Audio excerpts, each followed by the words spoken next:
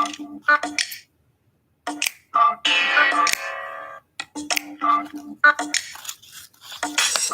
what I am, and that's all that I am. I am what I am, I'm a hooligan. I am what I am, and that's all that I am. I am what I am, I'm a hooligan. I am what I am, and that's all that I am. I am what I am, I'm a hooligan. I am what I am, and that's Lucky all Strike. that I am. When you want a good clean cigarette, America's Original. It's just so boring. I'm eating Captain Crunch for lunch. You got issues, yeah, man. I got a bunch. Like late night fist fights, half pipes and dirt bikes. You all love them all, so they label me an outlaw. But I still keep it raw. You don't have to respect me. You can love me or hate me, but I ain't gonna change and you ain't gonna make me. The lyrical privilege, full pledge, living life on the edge, straight out of control, self-proclaimed asshole. And I am what I am, what I am, and that's all that I am. In case you're wondering, that intro music is Big E from the album High Class White Trash. Good music for me anyway. Okay, so so here I am again. Just did one earlier, doing one now. I got a question asked of me, so I'm gonna answer it. As I said, I don't have any qualms about discussing anything about me in my life. I was asked how I could have been so selfish to negate the responsibility of being a parent. I answered that to this person, and we had a discussion about it. So I'm going to discuss it here. Look, I didn't know what it meant to be a parent. I knew what it meant to produce a child. I didn't know what it meant to be a parent. Although, to both of my daughters, You've got mail. I love them unconditionally. However, they know me as Terry, not as Dad. And that's my fault. That's my creating due to my inaction as a parent. I was selfish. I chased a dream that paid off in the long run, being a tattoo artist. And I neglected my family. I neglected my responsibilities. I neglected everything that should have mattered outside of becoming a tattooist. And that's all on me. I won't point a finger at my ex-wife. Whatever wrong she did, that's something that's been dealt with many, many years ago. I still live day to day with the feeling of self-hate sometimes, because I talk to my kids sometimes, and I'm not called Dad. I haven't earned that title. Regardless of being their father, I haven't earned it. I'm not ever going to lie to anybody, either on here, in public, about anything about me, because, like I said, I'm an open book. I don't want anyone to have to question me, my sincerity, or the veracity of any statements that I make. I want you to know that when you talk to me, anything that is said to you, unless I tell you I'm fucking with you, is straight up. I got nothing to hide. Like I said, I have no biases. I have no reason to hide who I am as an individual or what I've done in my life. I mean, if a person wanted to, they could just make the steps that need to be made to find out what they want to find out about me.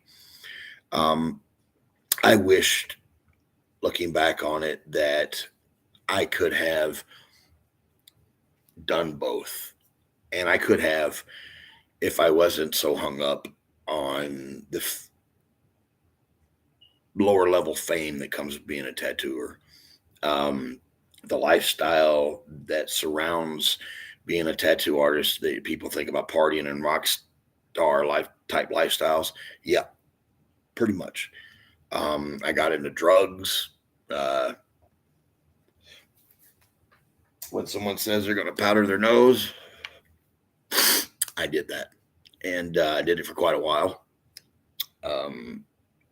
and it ruined everything in my marriage and any hope or chance through the teenage years of my daughters and I getting to know one another. And I don't blame anyone for that except myself. I live with that guilt every fucking day. So let me say this based on this topic. Uh, First off, I apologize to all of my children for not having um, the testicular fortitude to stand up and be your dad when I should have. You get a chance to watch this, please do, and I mean every word of it. My kids, you know, they've questioned um, whether my apologies to them are sincere. They had every right to do so, and it's tough when you're being real with your children. You're being honest and upfront, and you're telling them everything. You're laying your life open like a steak that's been filleted off a bone. You know what I mean? I'm laying everything open to them, and I get verbally battered. You know, I get told to go fuck myself. I'm a piece of shit. It is really tough to bite your tongue,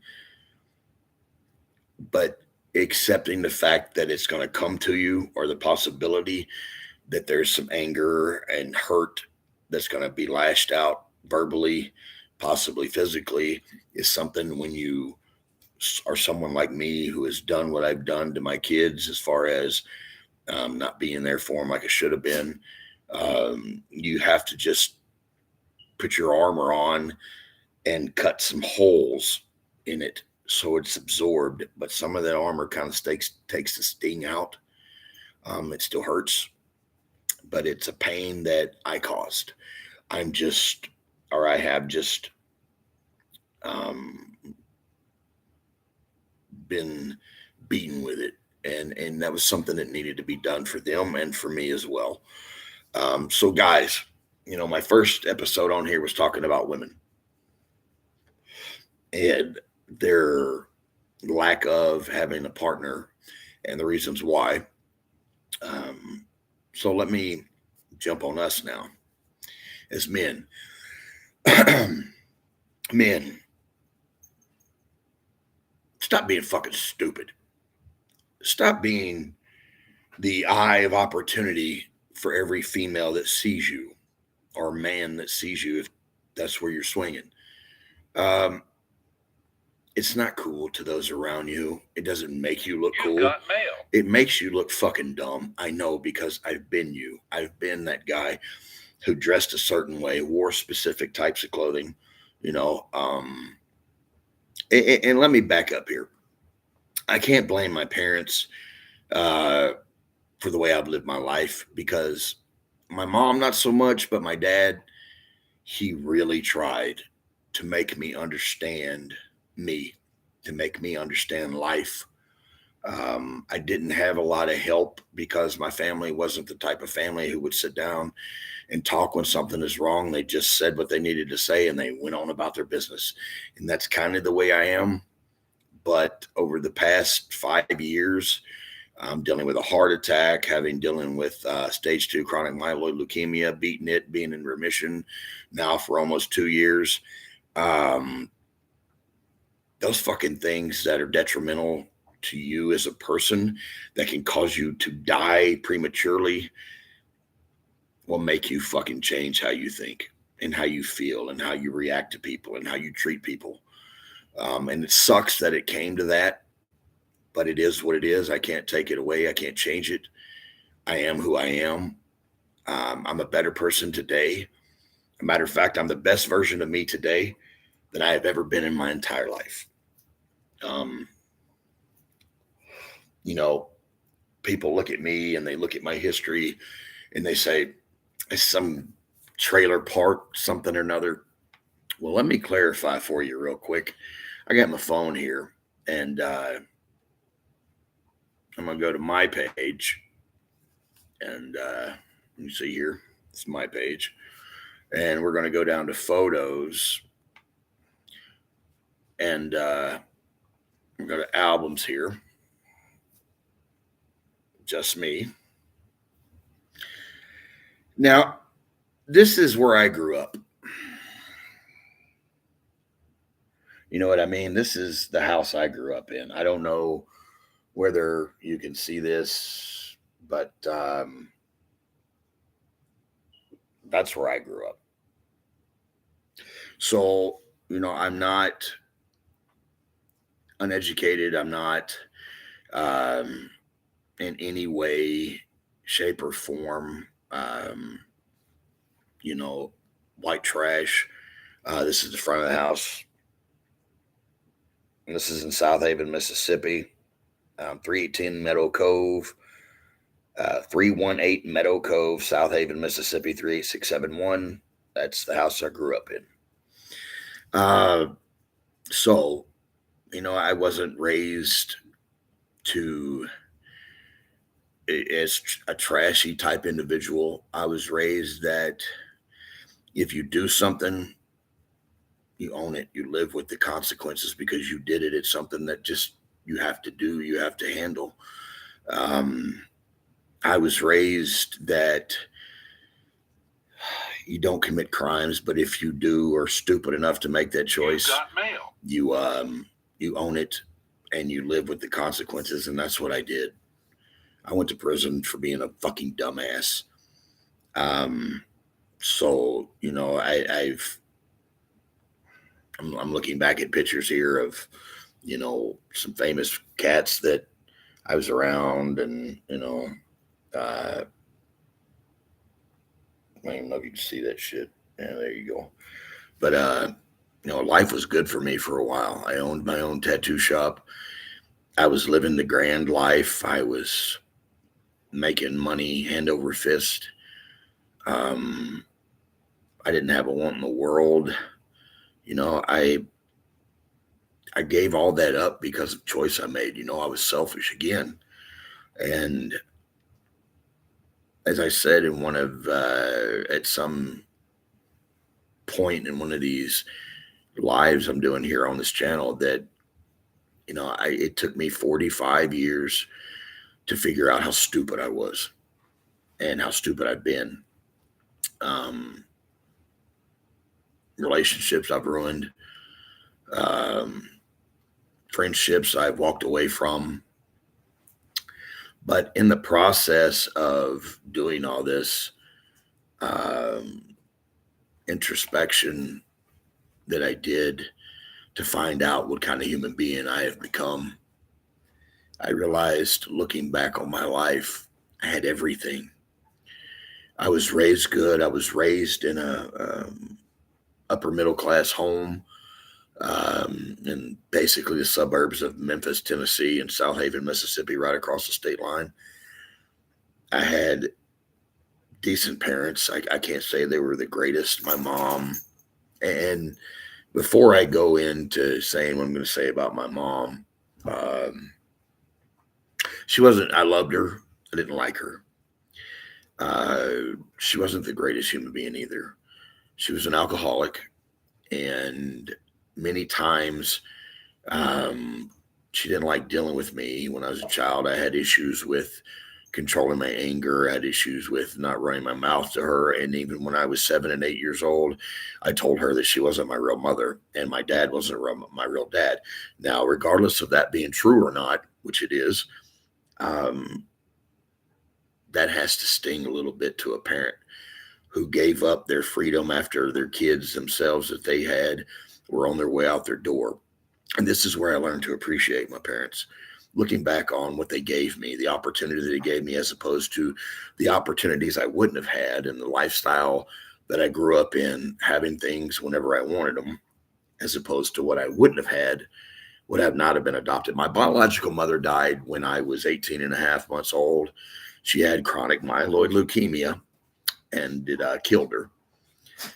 She had a bone marrow transplant. She passed away as a child. I didn't know her. I wish I could have. And, I wish there was something I could have done to have been closer and known my mother, but I didn't. There was something wrong with my chemical makeup growing up. Part of it has been proven that that chemical imbalance has created me to be an epileptic. I do have seizures. I take medication for it. You know, I am a good person. I have a good heart. I just I've had a problem in my life growing up with becoming angry and thinking for myself that I was the one that mattered. You know, fuck everybody else. It's what I wanted. So, you know, I got married at 24, 23 maybe in Arkansas to Melissa Lowry, and I loved that woman with every ounce of my being.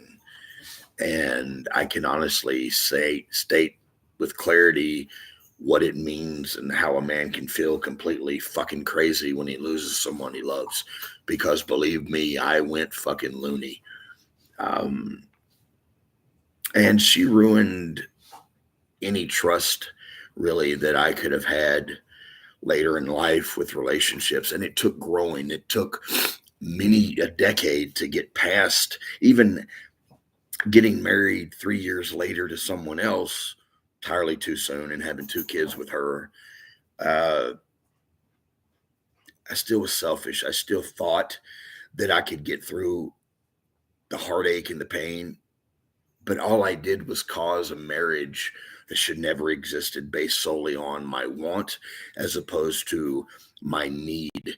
Um, I say that because I didn't need a person. I wanted a person, but apparently I didn't need them because if I needed them, I would still have them and I'd still be married to them. And my kids would have grown up knowing me as their dad. And that's not what happened. Um, Again, I can't take back. But guys, we have got to stop being selfish and chasing fucking bullshit. Women are a dime a dozen. That's true, just like we are. So while you've got a good woman at home cooking for you, taking care of your kids, your house, doing everything maternally that a woman wants to do, um, not should do, because that's wrong to say. You know, women are in the workplace. You have every much equal rights as we do. And thank the gods for that, really, because this world would be shit without you women, honestly. Um, you're the creators of life. We just give you pollen. We pollinate the flower and you produce the life. So without you, we wouldn't even be here. You know what I mean? So there's that level of respect that people forget about. Um, Guys, stop chasing ass. If you got somebody right there, these things right here, these cell phones, are the devil for some people. Now, me, it's real simple. If I'm with somebody, my phone, I don't give a fuck. You can use my phone. Go through my phone. I got nothing to hide in my phone. And if there's something I haven't removed, remove it your fucking self and ask me questions about it. You know what I mean? It's not like I go all the way back to however many years my cloud, I've stored stuff and go through it and start deleting it. Here's the thing. If it's not in the past year, it's not anywhere in my phone and it has dates and shit, then I probably don't even know it's still there, or I just don't give a fuck about it, you know? Um, Guys, if you have a woman that stop it, you stop it right now. Fucking dogs. If you have a woman that is there for you, then be there for her. You're supposed to meet 50-50. As I said in my first episode on this channel, we're not made to be monogamous, and we're not. We're really, really fucking not. If we were, then why have that lustful desire when there's something else that makes your mouth water? You know what I mean? Why have those reactions? Because they're natural. It's natural, unfortunately, for a man to want to hump anything that fucking moves. It really is. Now, even for you guys who were raised in such a way that you were taught that that was fucked up, the urge and the want is still there. It's whether you act on it or not that matters. You can't take away that urge. You can't take away that feeling. But a smart man, if he sees something that gets his blood pumping, then what he should do is turn to his significant other, should he have one, and take a look at her and let that blood just keep warming up, keep bubbling, and let your significant other become that desired, because at some point you had it for them. You had to have. You're with them. You fucked them. Had sex, made love, whatever. You've been intimate with them. So they matter. So when you become selfish in your ways as is the stereotypical whore of a man, and it's about ass for you, even though you got somebody you're saying is your girlfriend, your fiance, your wife, and yet you're still out here doing whoever, then you need to let them go. You don't need to drag them through your selfishness bullshit. I did it. And it's not cool. It's not, and karma is a motherfucker. Let me tell you something. Karma has kicked me right square in the fucking teeth. And the pain sucks so bad. It hurts. And here's another thing, guys. Stop being afraid to express who you really are. Stop being afraid to sit down with your significant other and tell them how you feel. Show them your emotions. As men, we're told and raised that it's not manly to cry. It's not manly to show your hurt because it makes you feel weak. But let me tell you something, you stupid motherfuckers. I've cried on my lives. I cried when I thought I was going to die from cancer. Teared up now thinking about it. There is not a goddamn thing wrong with being real. Not a fucking thing. And if you can't be real, then you really need to fucking get away from me. I have learned to love me, and it's taken 45 years to learn to love me. And only now, while I'm able to love me, have I learned how to love someone else. And now, because I love me and respect me, and I respect those around me, I think it's only right now that I should be able to try to find someone for me who can love me the way that I love me. I don't know how to love a woman other than what I've been told or what I've seen. And not everything that I've been told or what I've seen is the right way. So here is my pledge, plain and simple. Sorry, big old baby. I pledge to any woman that I start a relationship with to be patient and observant, respectful, caring, and enduring. All the things that I've had to teach myself the meaning of.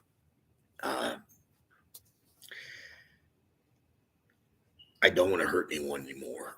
I don't want to be hurt anymore. I want to be able to sit with someone and laugh and have a friend, a compadre, a companion, someone I can lean on when shit's fucked up in my head or when I have issues with life.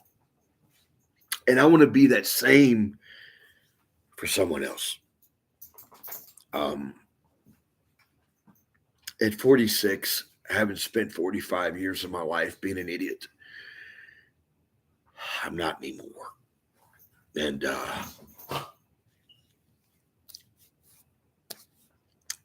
everybody deserves to be loved, and everybody deserves to find someone to love.